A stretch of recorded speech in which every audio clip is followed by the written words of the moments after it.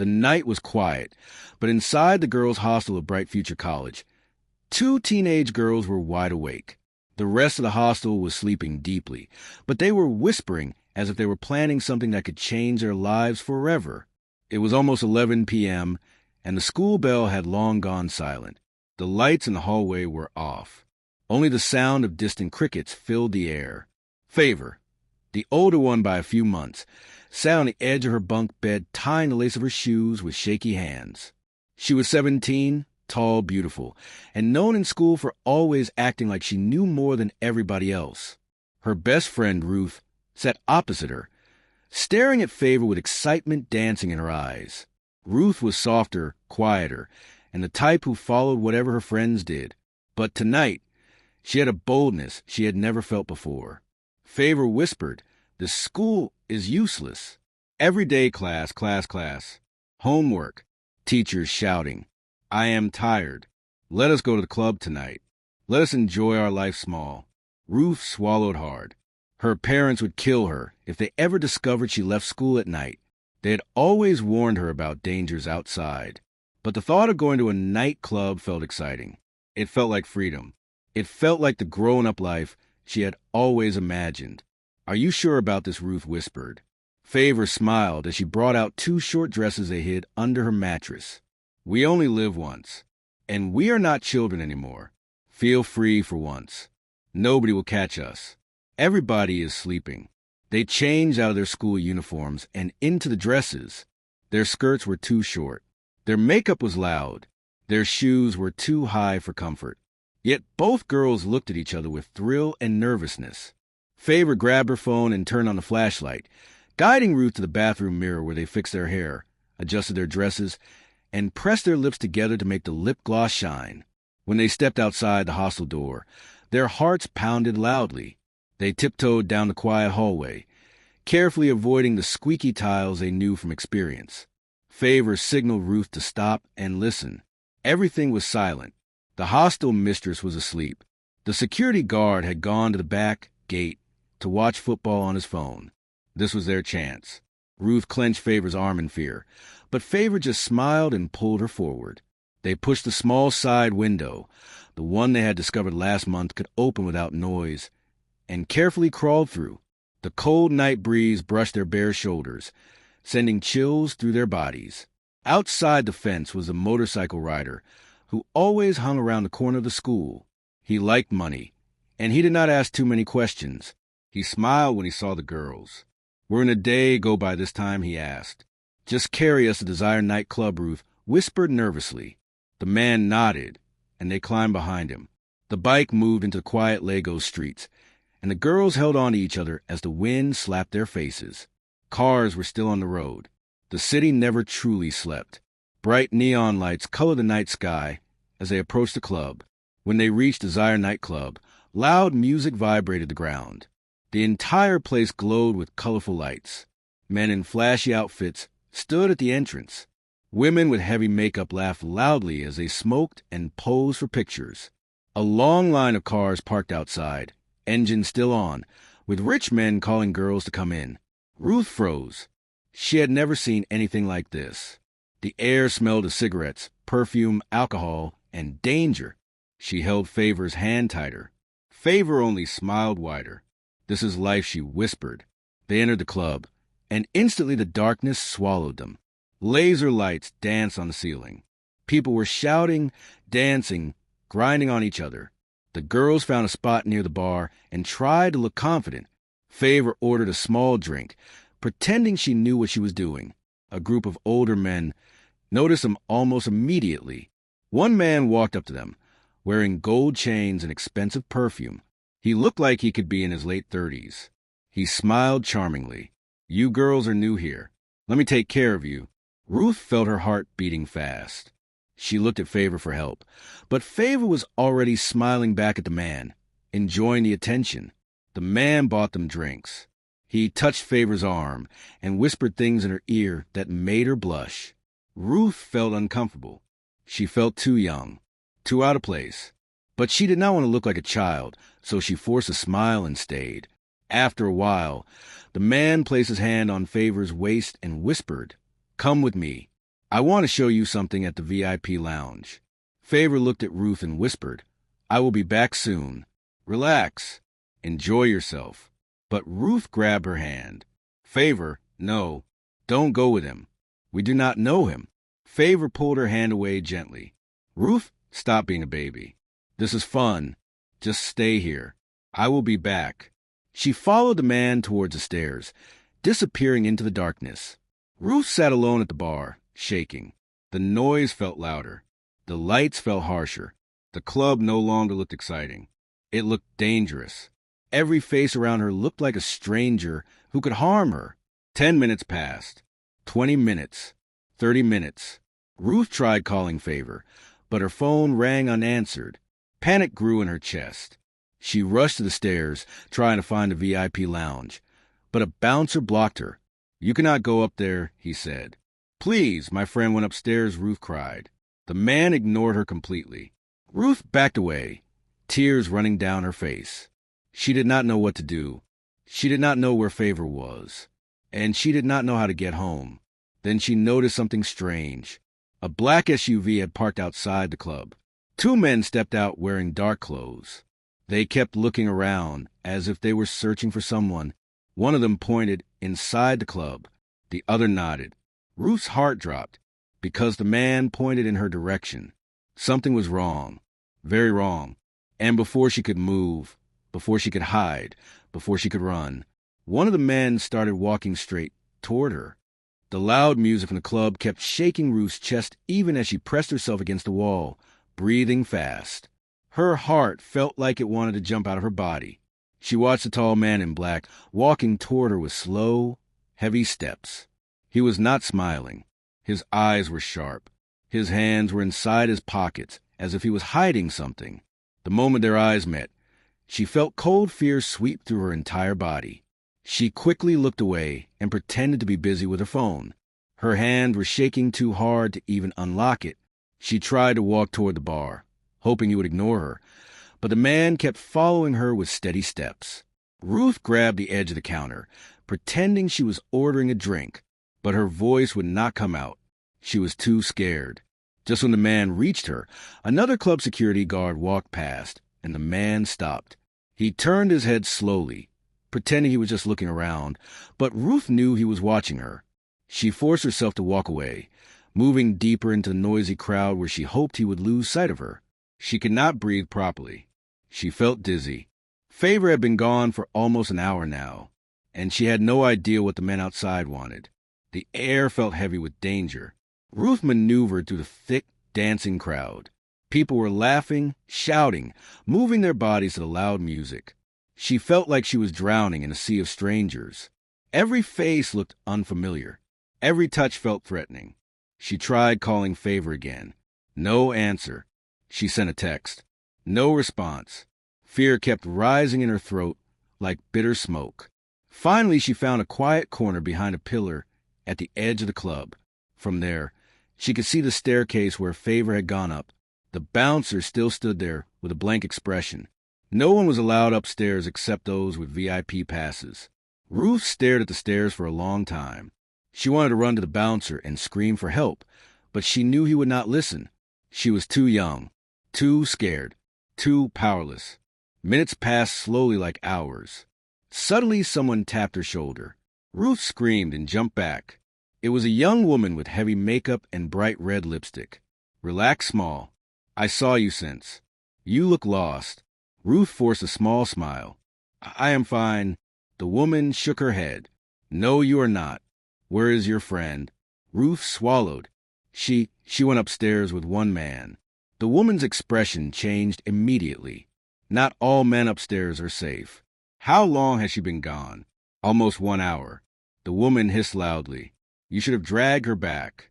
They are very young. And this place does not care about anybody. Stay here. Do not follow any man. I will see if I can check something. Before Ruth could speak, the woman walked away powerfully, weaving through the crowd. Ruth felt a small drop of hope, but also more fear.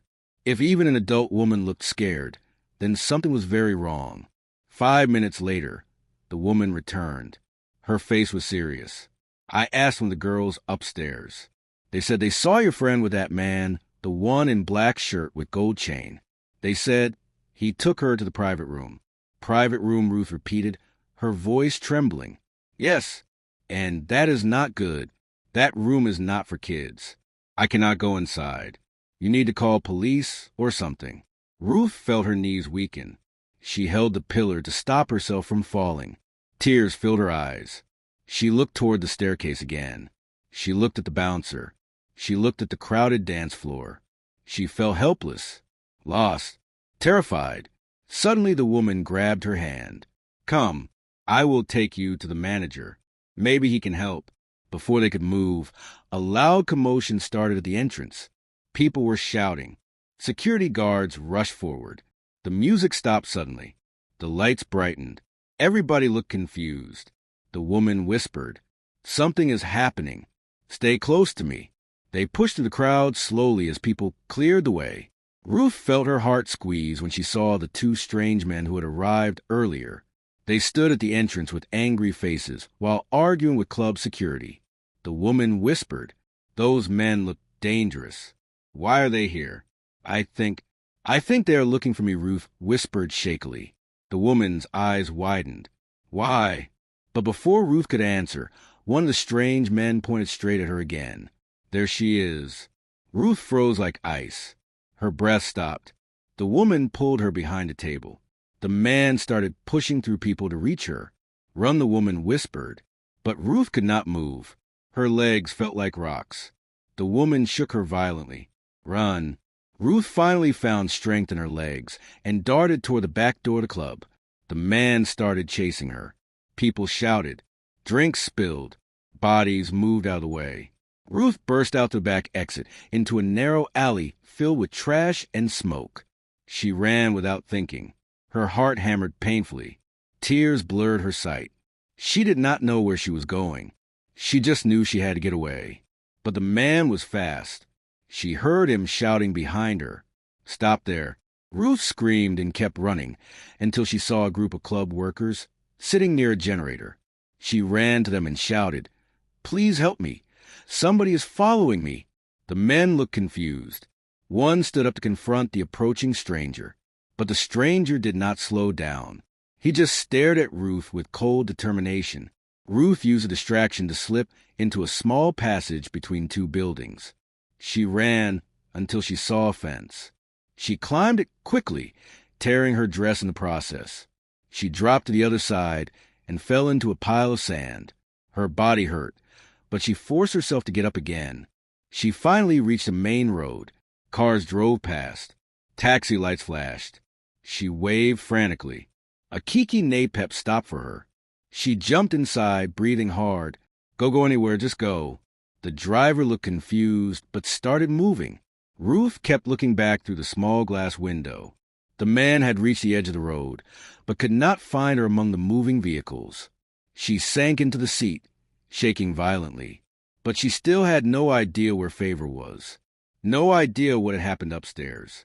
No idea why strange men were after her.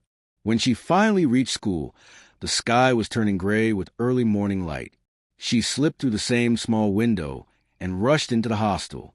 She was crying silently. She sat on her bed, hugging herself. 10 minutes later, Favor climbed through the window, looking exhausted, hair scattered, makeup smudged, and eyes empty. Ruth stood up immediately. "Favor, where were you? I was scared. Are you okay?" Favor sat on her bed without answering. Her hands shook. She avoided Ruth's eyes. Her silence was louder than anything she could say.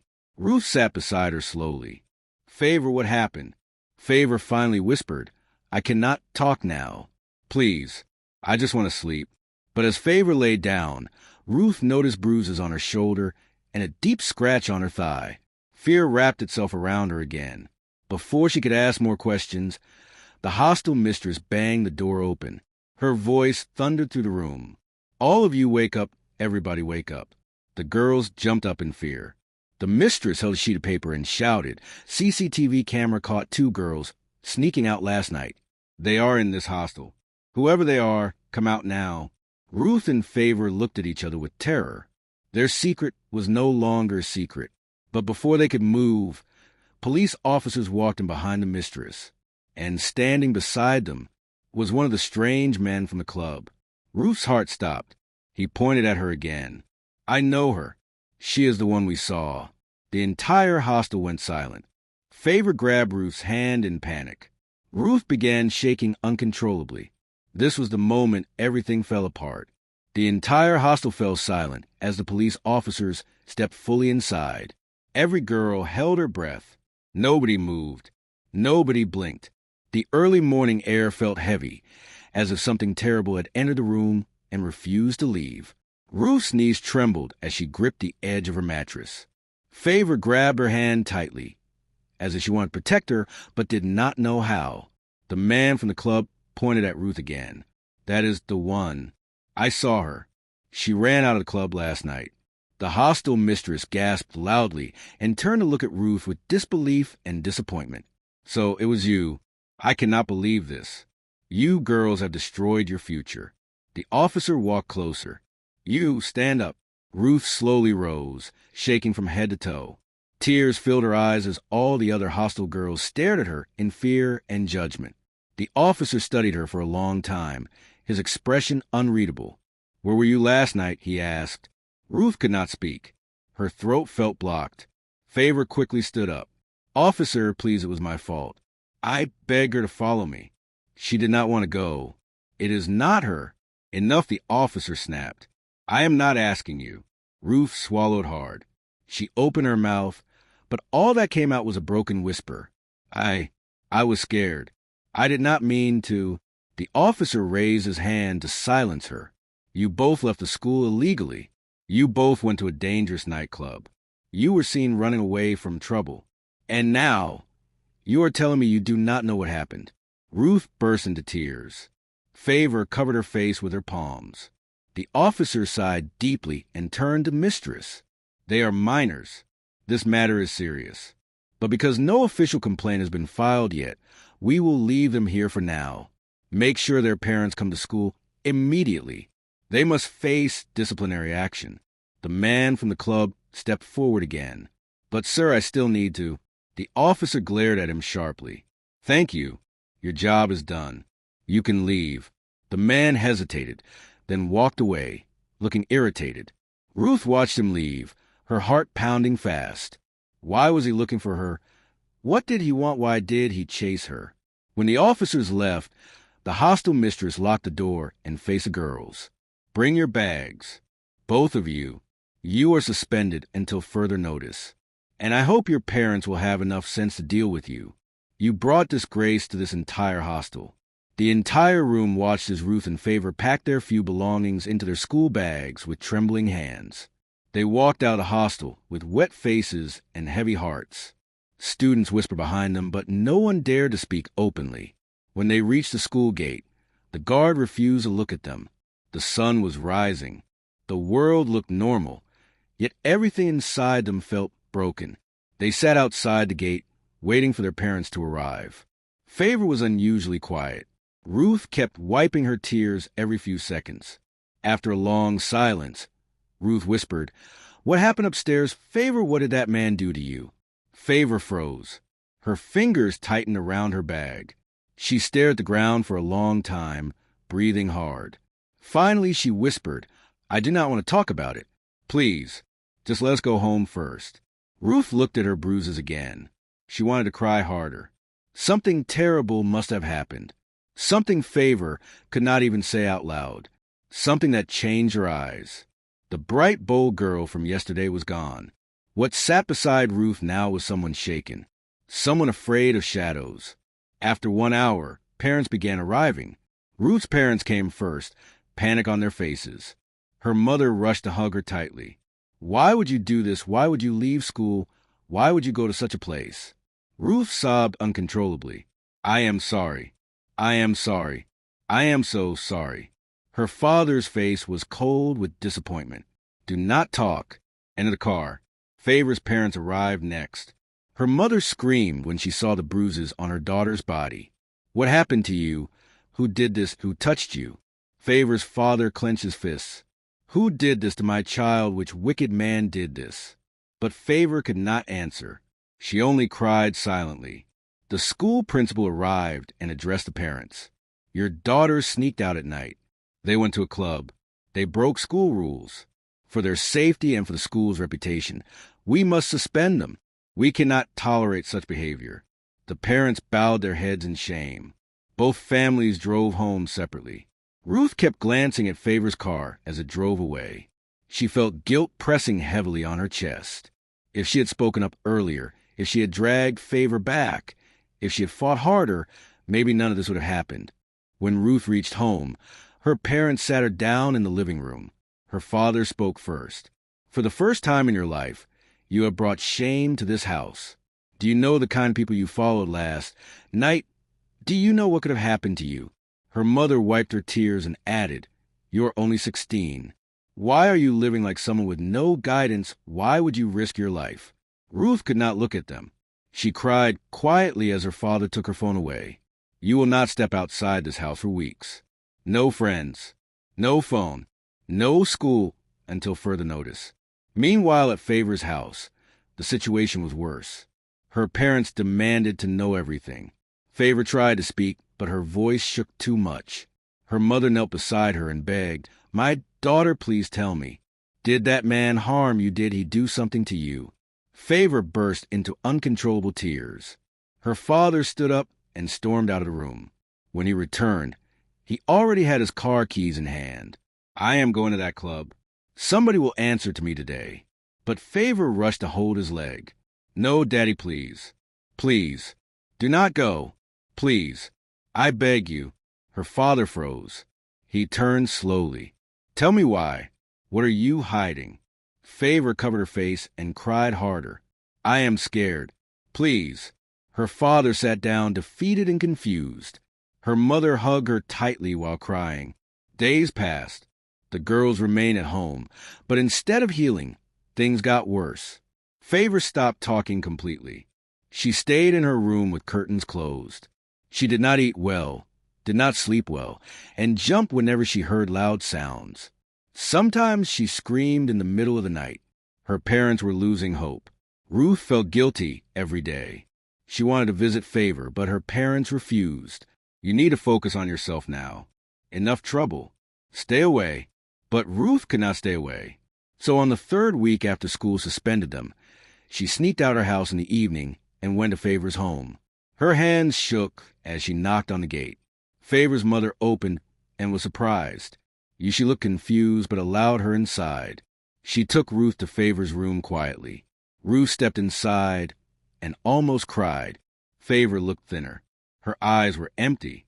Her room was dark. She sat on the bed, hugging her knees. Ruth slowly sat beside her. Please talk to me.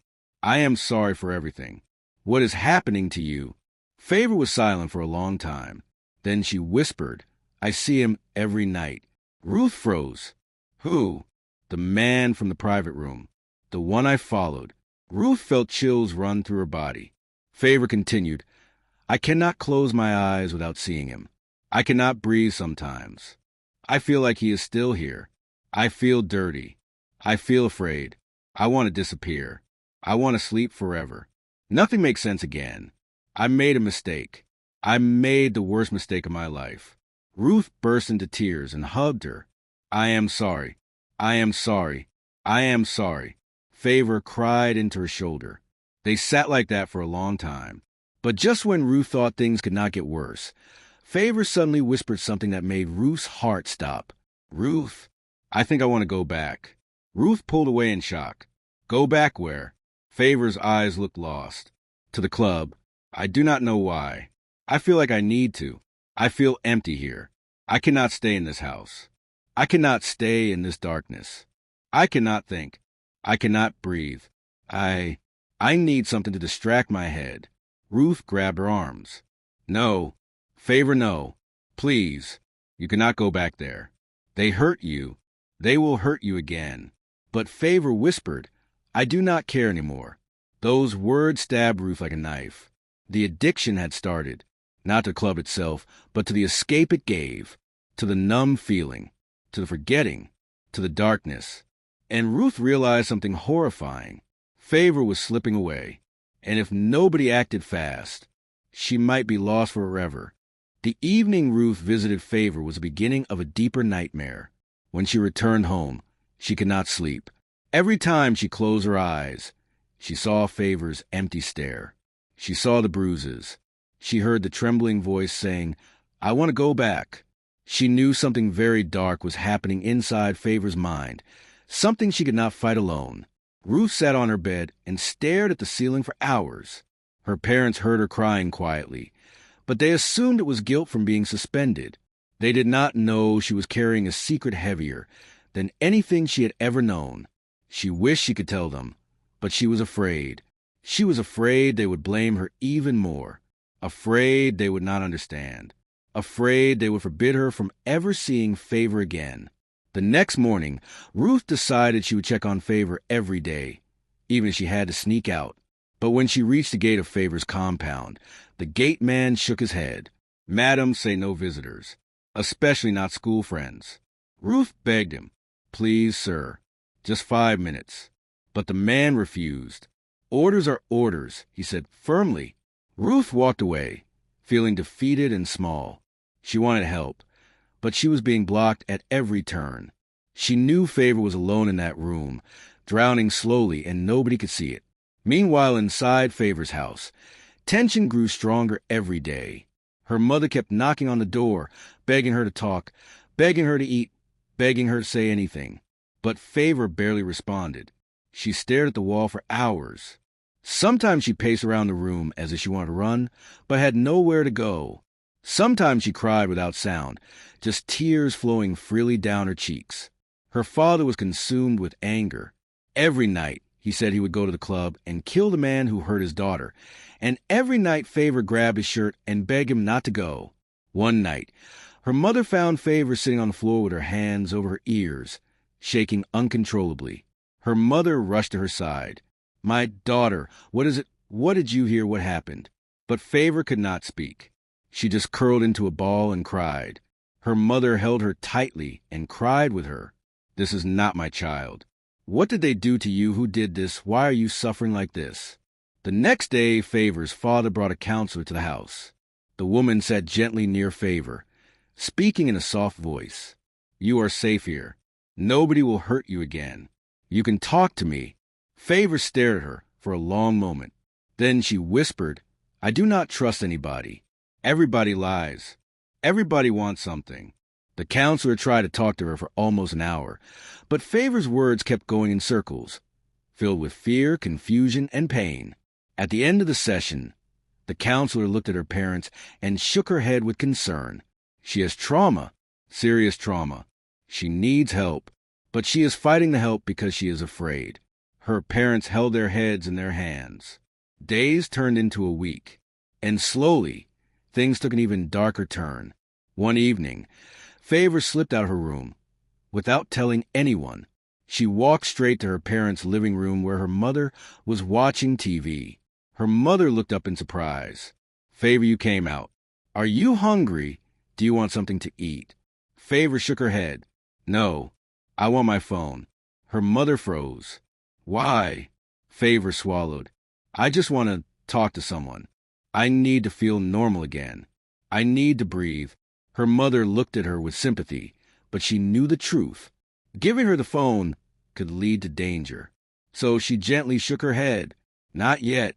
When you get better, you can have it back." Favor's expression changed instantly. Her face turned cold, then angry, then desperate.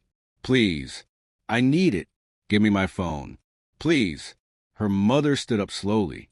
"I cannot. Not now." Favor took a step back as her breath quickened. She looked like she was losing control again. Her mother tried to reach out, but Favor ran back to her room and slammed the door shut. Her mother heard loud crying from inside. She broke down and cried too, leaning on the door. That night, Favor searched her entire room like someone looking for lost treasure. She opened drawers. She looked under the bed. She pulled her cupboard apart. She dumped clothes on the floor. Her breathing was heavy and desperate. Finally, she found it. Her old small phone that her parents forgot about. It had no internet data, no credit, and no SIM card. but it had one thing she needed: the number of the club girl who helped her that night. She stared at the phone as if it was calling her, as if it was pulling her back into the same world that destroyed her. She felt a strange comfort in knowing she could contact someone outside her house, someone from the club, someone who understood that dangerous world. She turned the phone on and tried to make the call, but the credit finished immediately. She cursed under her breath. She needed airtime. She needed money. She needed freedom. She needed that escape. Outside the house, Ruth was trying again to see her friend. For the third time, she stood outside the gate crying, "Sir, please, let me see her. She is not okay. She needs me." But the gate man refused again. Ruth walked away heartbroken. She passed a shop and saw a small poster. It was an advert for a new party happening at a different club in town. Loud music, bright colors, happy people, and for a moment, Ruth felt a cold fear inside her chest. What if Favor saw something like this online? What if someone from the club contacted her? What if they were still watching them? What if they had not given up? She rushed home and tried contacting the woman from the club on social media, but the woman's account was deactivated. Something was wrong. Ruth felt it in her bones. The next day, Ruth woke up with a strange feeling. It felt like her spirit was pushing her to act. She grabbed the small amount of money she saved, sneaked out of the house, and went straight to Favor's neighborhood. She sat across the street, watching the gate for almost an hour, waiting for any sign. Then she saw it. The gate opened slowly, and Favor walked out. Alone, she wore a hoodie and long trousers. Her face was pale. Her eyes were sunken. She looked like someone walking without a soul inside. Her steps were slow, shaky, and uncertain, but she kept moving forward. Ruth felt her chest tighten. She ran across the street. "Favor, where are you going?" Favor stopped and turned slowly. Her eyes looked dull, tired, and lifeless. Ruth reached her and grabbed her arms. "Favor, please talk to me. You look sick. You look lost. Where are you going?" Favor swallowed hard. "I am going where I belong." Ruth's heart sank. "No. Please, you do not belong there. They hurt you. They broke you. They took your peace. You cannot go back." Favor looked at the ground. "I do not care anymore. I just want to feel numb again." Ruth shook her head desperately. "I will not let you go." Favor pulled her arms away weakly. "Ruth, please. I am suffering. I cannot sit in that house anymore. I need something to stop the noise in my head. I need something to help me forget." Ruth saw the truth in her eyes. Favor was not chasing fun. She was chasing escape. She wanted to run from the pain eating her alive. Ruth whispered, "Then let me help you. Let me stay with you.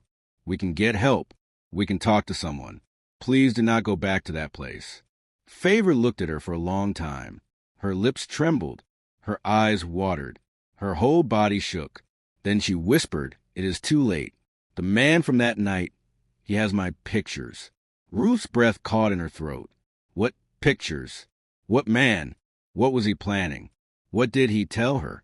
Favor wiped a tear. "He told me if I do not come back, he will post everything online." Ruth covered her mouth in shock. It felt like her world cracked open. All this time, Favor was not just traumatized. She was being blackmailed. Before Ruth could speak again, Favor turned and walked away quickly. Ruth ran after her. "Favor, please. Do not go."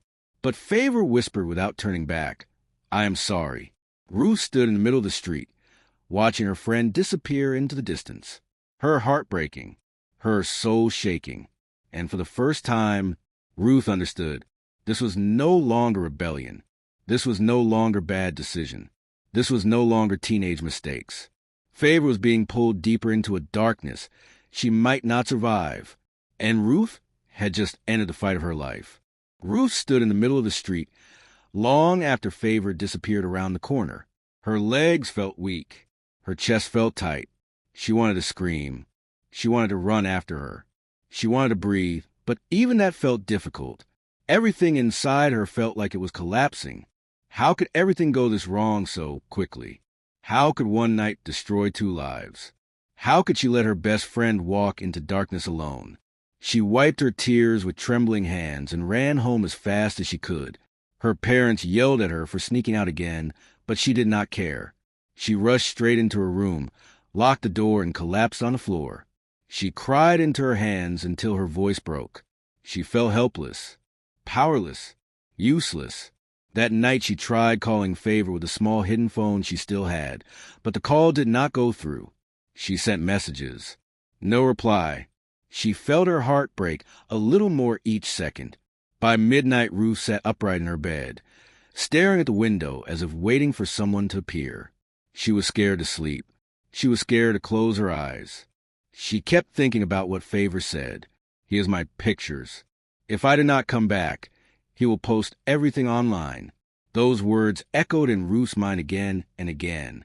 She knew exactly the kind of pictures that cruel man must have taken. She knew how badly it would destroy Favor if they ever went public. But she also knew the truth. Going back to the club could kill her. She hugged her knees and cried silently. She prayed loudly in her heart. She begged God to protect her friend. She begged for a miracle. Morning came slowly, like a painful reminder that the world would continue moving even when two young girls' lives were collapsing. Favor did not return home that night. Her mother ran from room to room calling her name, screaming at the gate men, shouting for neighbors. Her father got into his car and drove through the whole community, searching for her. Her mother fell on the floor, crying. Nobody knew where she went. Nobody knew what happened. Nobody knew if she was alive. Hours dragged by like years. Ruth felt her skin go cold. Her whole body shook. She wanted to go help search, but her parents locked the gate and hid the keys. They had no idea a young girl's life was hanging by a thread. By evening, the community WhatsApp groups were already buzzing. People were sharing her picture. Missing girl. Last seen wearing a hoodie. 17 years old.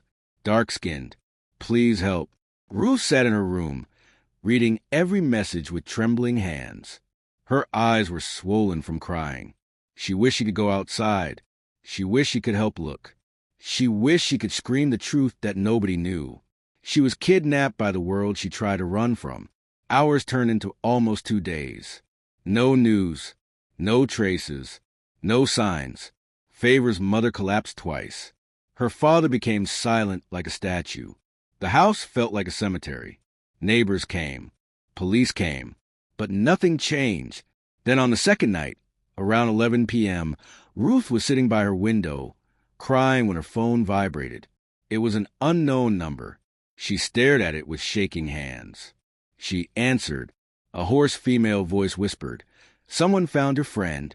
Ruth's heart stopped. "What, where?" "They brought her to the hospital. She is in critical condition." Ruth did not wait. She jumped up, grabbed her sandals, and ran downstairs. Her parents shouted behind her, but she did not stop. She ran into the street screaming for help, flagging down any car she saw. A neighbor finally stopped and drove her straight to the hospital. When Ruth reached the emergency entrance, she saw Favor's father crying against a wall. He was a strong man, big and proud, but now he looked like a broken child. Favor's mother sat on the floor, gripping her dress like she wanted to tear it. Nurses were rushing in and out of her room. Ruth froze when she saw Favor. She was on a stretcher. Her clothes were torn. Her face was bruised. Her eyes were half closed. Her lips were cracked. There were marks on her arms, marks on her neck, marks on her legs. Her body looked lifeless. Ruth fell on her knees. "No, no, no, no, no, please God, no." Favor's mother screamed helplessly as doctors pushed the stretcher into the treatment room. Favor's father tried to go inside, but security held him back. Ruth crawled close to the hallway, crying so hard she could not breathe. She felt like her heart was splitting open. She felt like she might faint. She heard one doctor whisper to another. She was dumped behind a club, semi-conscious, might not survive the night. Ruth covered her mouth in horror. Favor's father punched a wall, so hard his knuckles bled.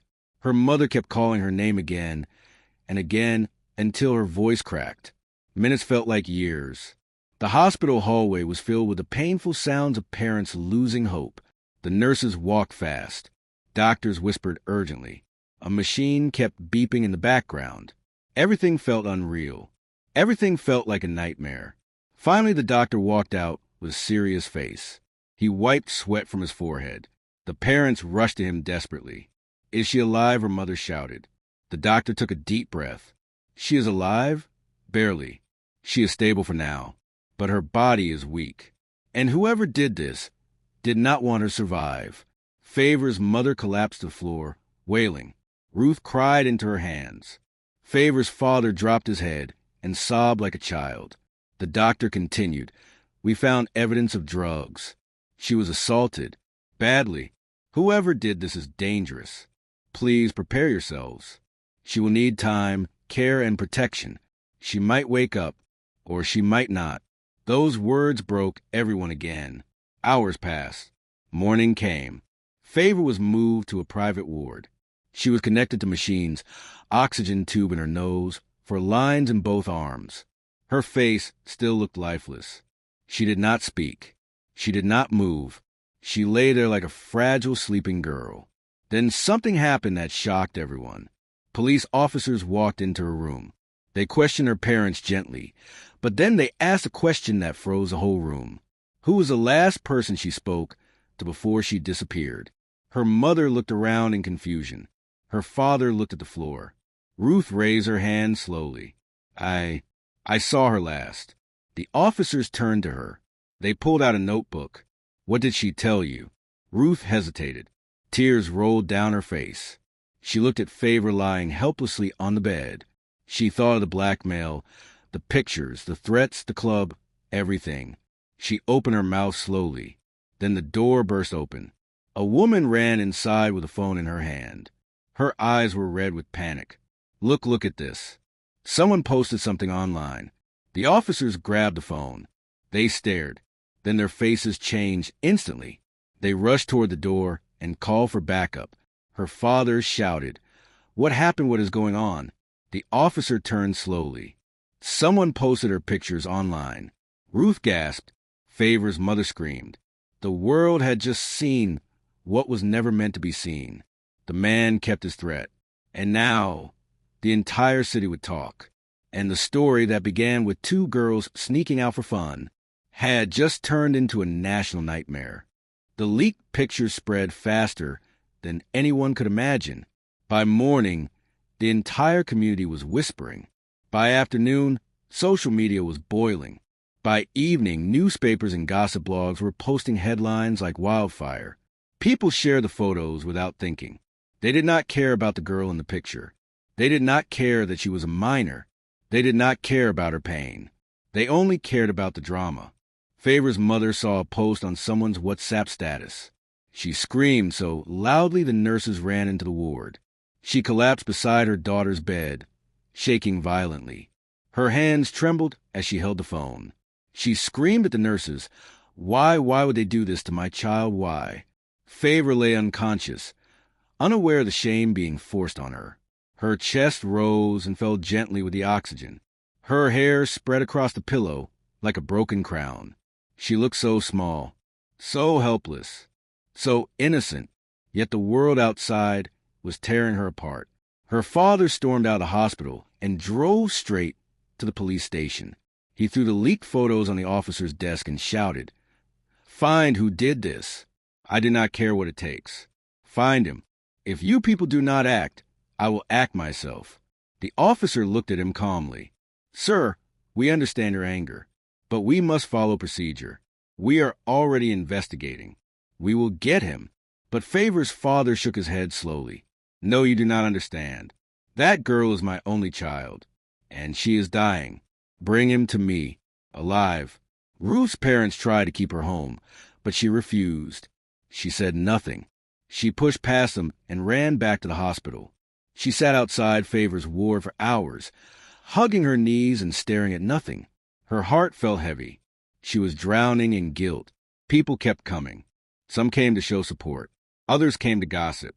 Some pretended to care but could not hide the curiosity burning in their eyes. Teachers came. Neighbors came.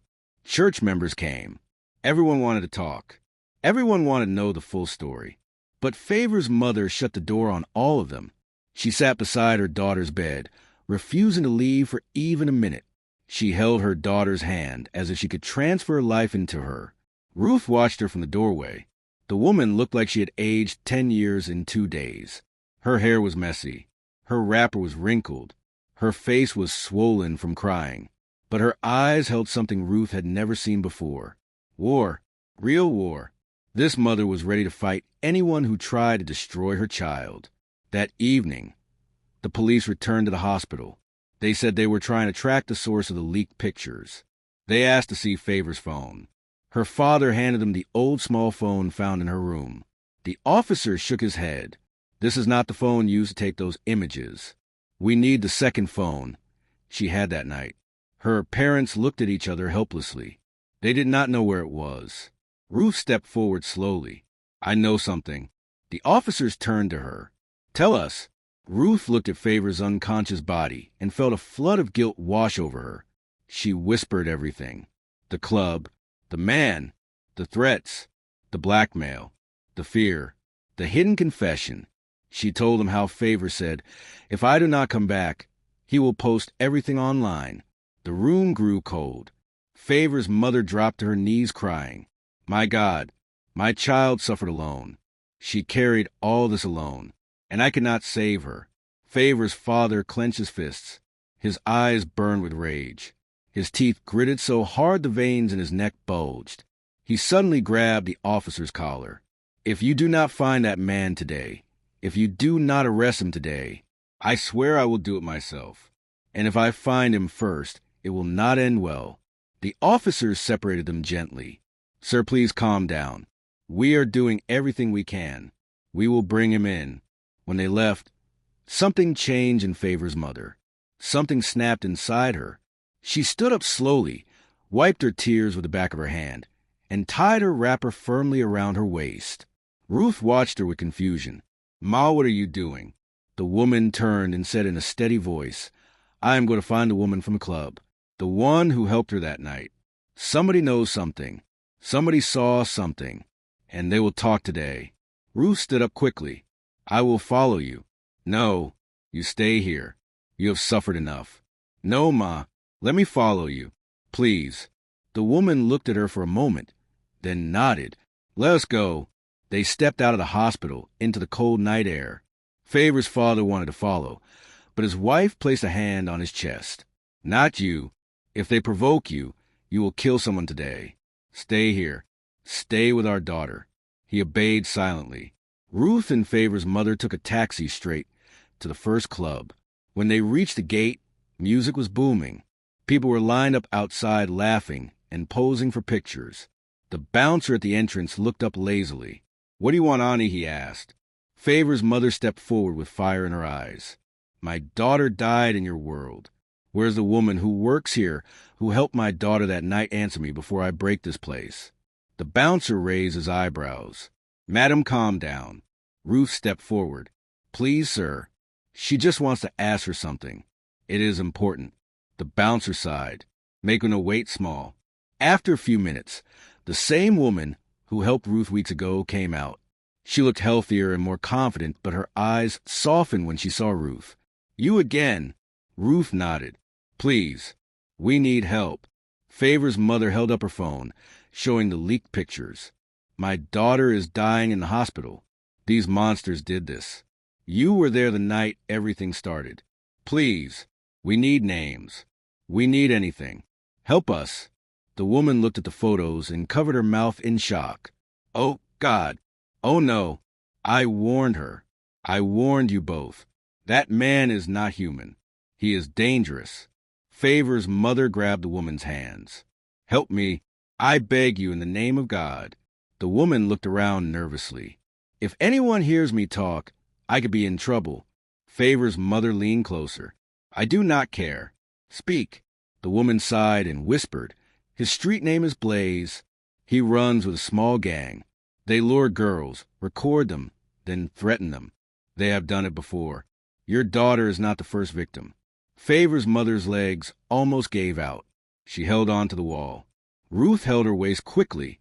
The woman continued. They operate from a smaller club behind the main one. That is where they take girls for private rooms. They also have a hideout somewhere near the abandoned warehouse on 3rd Street. But be careful.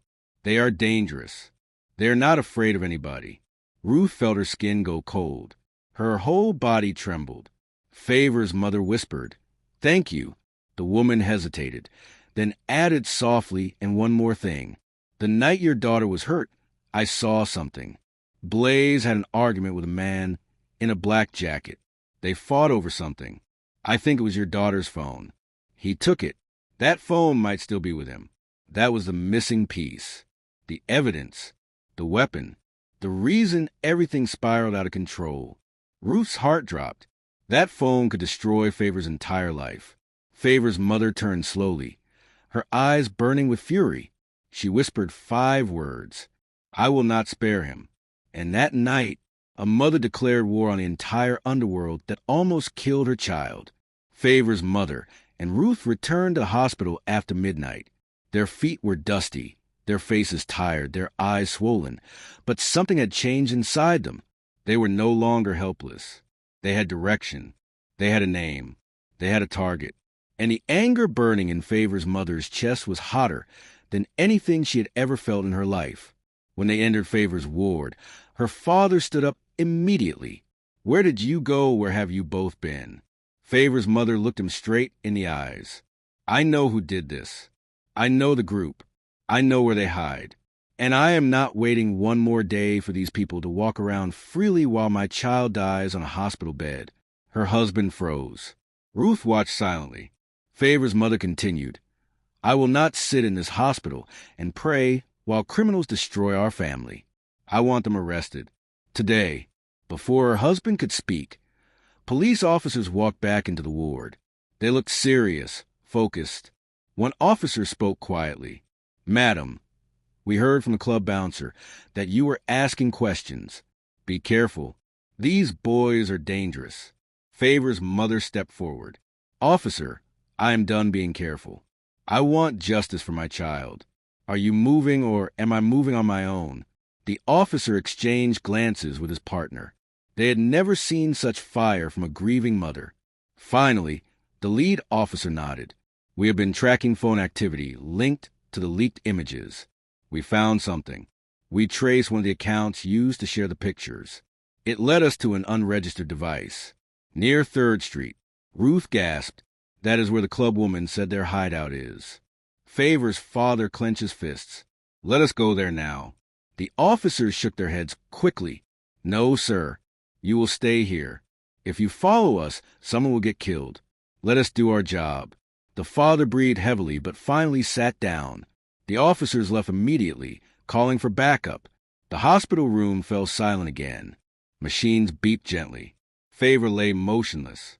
Her mother sat beside her and held her hand tightly. Ruth sat in a chair by the window. She could not sleep. She felt like the walls were closing in. She stood up and walked to Favor's bedside. She stared at her friend's lifeless face and whispered, "Please wake up. I need you. We all need you. Please." Hours passed. Morning came quietly, turning the hospital sky a pale gray. Favor's body remained still, but something strange happened. Her fingers twitched. A tiny movement, almost unnoticeable. Ruth saw it first. She jumped up and held her breath. Then it happened again. Her eyelids flickered. Her lips parted slightly. Ruth screamed, "Nurse, nurse, come quickly." Nurses rushed in. The doctor came. Favor's parents stood up with tears in their eyes.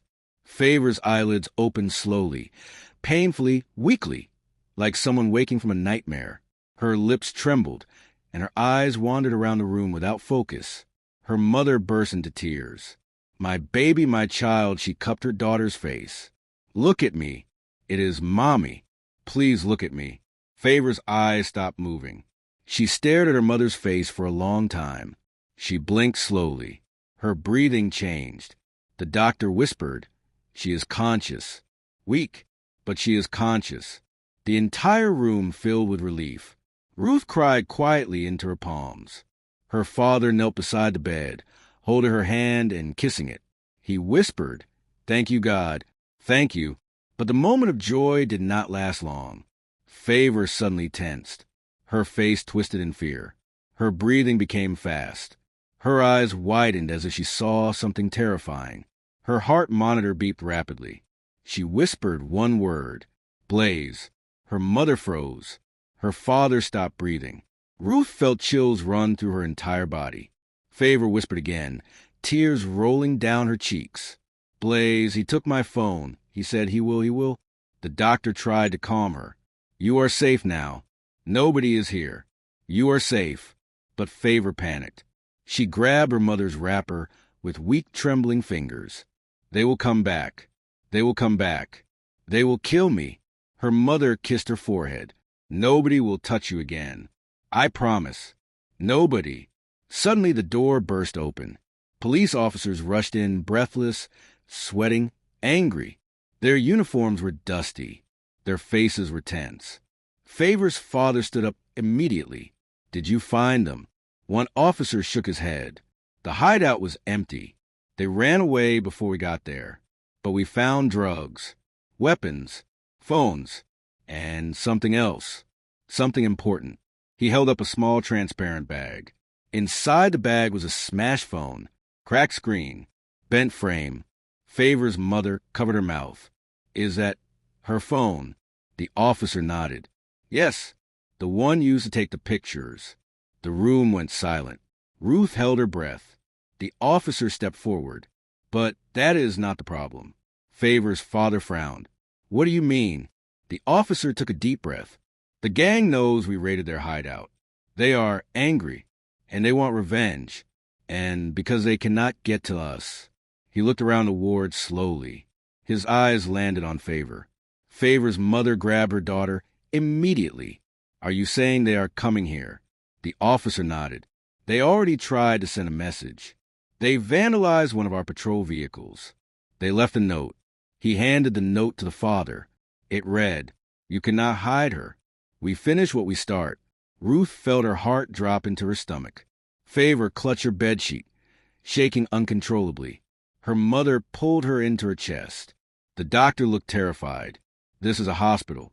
We cannot have criminals entering the building. The officer nodded. That is why we came. We are moving your daughter to a secure location. Right now, we will not risk her life. Favor's father shouted, I am coming with you. The officer shook his head. Only immediate family. And the girl must be transferred in a disguised ambulance. Ruth stepped forward. Please let me come. Please. I cannot leave her. The officer looked at her kindly, but firmly. I am sorry. It is too dangerous. You stay here. We will update you. Ruth's heart shattered. Chaos filled the ward. Nurses unplugged machines. Officers took positions near the door and windows. Favor's mother dressed her child gently, crying the whole time. Her father wrapped her in a blanket to hide her bruises. When they carried Favor onto the stretcher, she held Ruth's hand and whispered with a trembling voice, Do not let them take me back there. Ruth cried harder. I won't. I promise you. As the officers rolled the stretcher out, Ruth followed them until the door. She watched helplessly as Favor disappeared down the hallway, surrounded by armed police officers. Then the officer closed the door and said quietly to Ruth, Lock this room. Stay away from windows. Do not go outside until we return. Ruth collapsed into a chair, shaking. Everything was chaotic. Everything was dangerous. But one thing was clear now. This was no longer about mistakes. No longer about shame. No longer about school trouble. This was a fight between innocents and a criminal underworld that refused to let go. And the consequences were far from over. The disguised ambulance moved through the quiet night like a ghost. No sirens. No flashing lights. Only the soft hum of its engine as police escorts rode ahead and behind. Inside the vehicle, Favor lay on a stretcher, wrapped in a blanket, her mother holding her trembling hand, her father sitting on the edge of the seat, watching every shadow outside. Their eyes never stopped scanning. Every sound made them flinch. Favor whispered weakly, I do not want to die. Her mother kissed her forehead. You will not. As long as I am breathing, nobody will touch you. Her father nodded, voice rough. They will pay for everything they did. The ambulance drove toward a private, secured medical facility used by officers for witness protection. It was far from the city noise, far from danger, far from Blaze and his gang. Meanwhile, Ruth sat alone in the empty hospital room. She hugged herself tightly, staring at the bed that once held her friend. Her heart felt heavy. She felt left behind. She felt scared. She felt broken. She whispered to herself, "Please let her survive." She cried until she fell asleep. At dawn, the world outside moved like nothing had happened. Cars passed. People laughed. Shops opened. But inside homes, schools, churches, markets, everyone was talking about the girl whose pictures leaked online. Rumors grew like wildfire. Some people blamed her. Some people blamed the parents. Some blamed the school. Very few talked about the criminals who caused everything. Favor's name spread like smoke. A teacher even said, "This is why these children spoil too fast." People forgot she was a victim, a minor, a child, but karma was preparing something. Something loud. Something unforgettable. By mid-morning, the police launched a major operation. They raided every spot Blaze and his boys were known to use. Abandoned buildings, old warehouses, secret back rooms behind clubs. They arrested boys. They seized phones. They took laptops. They took weapons. They cut off their hiding places one by one. But Blaze was not found. He had run. He knew the police were after him. He knew Favor survived. He knew the leaked pictures had made everything worse. He wanted to finish the job. At the secure facility, Favor slowly regained strength. Her breathing became steadier. Her eyes became clearer. Her voice grew stronger. Her mother barely slept. Her father guarded the door like a soldier. One afternoon, the doctor entered with a calm smile. "She is responding to treatment. Her mind is still fragile, but she is fighting. Your daughter is strong." Favor's mother cried tears of relief. Her father sank into a chair with his face in his palms. Favor looked at them and whispered, "I am sorry for everything." Her mother held her face. "My baby, you did nothing wrong. Forgive yourself. You are not the mistake here." "They are." Her father nodded firmly. "You are not the one who should apologize. You are the one who deserves justice." Favor cried again, covering her face. She felt guilt, shame, fear, confusion. But she also felt love. Real love. A love that fought for her. A love that would not abandon her. A few days later, police finally tracked Blaze through one mistake. One of his boys used a stolen SIM card to make a call. It exposed their location. When the officers arrived, Blaze tried to run. He jumped a fence. He sprinted through a backyard. He knocked down a trash can. He fought a uniformed officer. But eventually, they cornered him. He was dragged out in handcuffs, shouting and spitting like a wild animal. Cameras captured everything. Neighbors gathered. Some cheered. Some recorded. The same blogs that shared the leaked pictures earlier now posted a new headline. "Criminal who abused teenage girls arrested." People who blamed Favor earlier suddenly changed their tone. "Asario, God will heal her. Her enemies will fall. This world is wicked. Justice must be done." The hypocrisy was loud. But justice did not care for opinions. Justice moved with quiet steps. Justice came for Blaze. He was charged with kidnapping, assault, drugging minors, extortion, cybercrime, and distribution of images. The evidence was overwhelming. Phones recovered from the hideout contained videos, pictures, conversations, bank transactions, threats, screenshots. He was finished. When Favor heard the news, she broke down crying. Her mother held her, rocking her gently. Her father kissed her forehead. Ruth came to visit and held her friend's hand tightly. Ruth whispered, "You survived. You really survived." Favor nodded weakly. I thought I would never escape." Ruth squeezed her hand. "You are safe now." The days that followed were long but healing. Favor began therapy. She slowly learned to breathe again without shaking. She learned to sleep without nightmares. She learned to trust her parents again. She learned that her life did not end because of one mistake. Slowly, she began to stand again. One morning, she asked her father, "Can I go back to school someday?" He looked at her lovingly. You can go anywhere you want. The world is still yours. Her mother added, and we will walk with you every step. Ruth smiled softly, and I will hold your hand every day. For the first time in many weeks, Favor smiled back. A real smile. A small smile, but a powerful smile. Months passed. Favor returned to school. Not immediately, not perfectly, not without fear, but she returned with courage. The school counselor welcomed her warmly.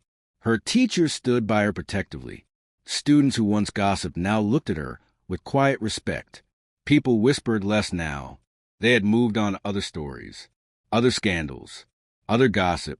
But Favor stood stronger than before. She focused on her studies. She cut off any toxic friendships.